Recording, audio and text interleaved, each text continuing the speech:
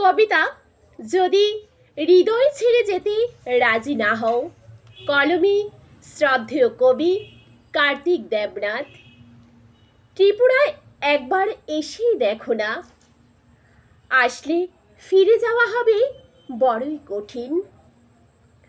তোমার দেহ হয়তো চলে যাবে, কিন্তু ত্রিপুরার পাহাড়, মাটি, গাছপালা, মানুষকে মনে পড়বে প্রতিদিন।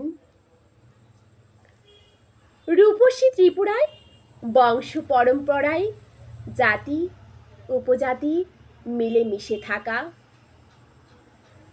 উত্তর থেকে দক্ষিণ, পূর্ব থেকে পশ্চিম, নয়তো বেশি দূর। ধর্মনগর থেকে সাবরুম, সোনামুড়া থেকে অমরপুর, ভিন্ন জাতিগোষ্ঠীর কৃষ্টি সংস্কৃতি আলাদা, তবু মনে বাজে একতার সুর। এখানকার খাবার ভিন্ন ভিন্ন, কিন্তু স্বাদে অতুলনীয়। সমৃদ্ধ সংস্কৃতি এবং মানুষের ব্যবহার হবে মুগ্ধ, আনন্দে আত্মহারা, যা চিরকালের জন্য মনকে বেঁধে রাখবে, তৃপ্তির ঢেকুর তুলবে চিরহরিৎ ত্রিপুরার জলের ঝর্ণাধারা।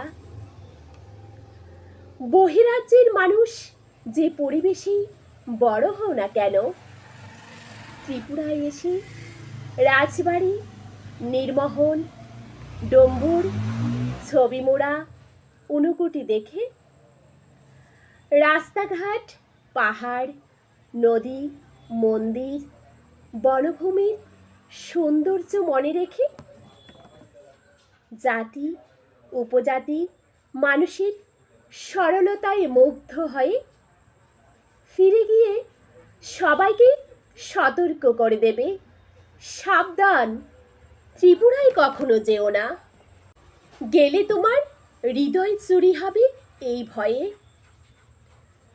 ত্রিপুরার জমির চালের ভাত, মাছ, মাংস, বাঁশকরুল, গোদক। জাতি উপজাতির খাবারের স্বাদের ভিন্নতা,